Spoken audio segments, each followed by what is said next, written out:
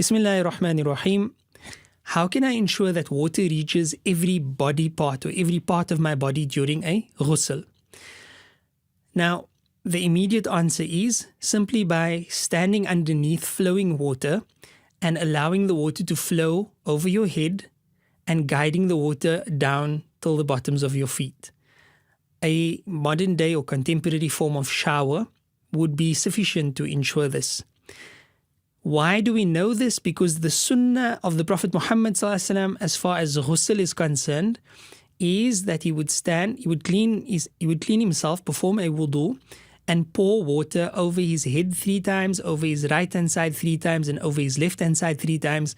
This would be sufficient to ensure that the water had reached all the body parts. Of course, you would do your best in terms of consciously trying to get the water everywhere. But what is important here is to not allow the obsession to take place, or the obsession to take root, which would be referred to as waswasa. And that's the obsession that, look, I must ensure that the water reaches absolutely everywhere, because fiqh stated that the water must reach everywhere, even between the hairs and so forth. So I need to make sure that water reaches at absolutely every single spot. The water will do what water needs to do, which is flow, and the water will flow wherever it is given an opening to flow.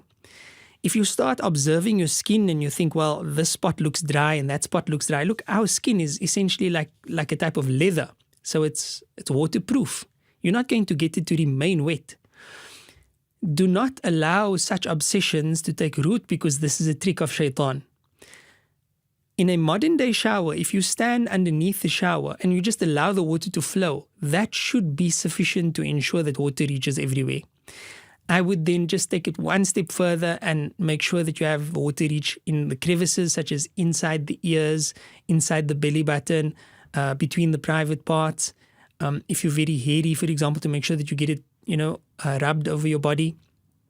Rinsing the mouth and the nose, which is not an obligation in the Shafi'i school, but it should be done nonetheless because it is in the Hanafi school. That would suffice to ensure that water reaches everywhere, and Allah subhanahu wa ta'ala knows best. So please just take a usual route to take a shower with the right intention, but do not become obsessive about water reaching everywhere, because really we are not duty bound to ensure that things take place at a microscopic level.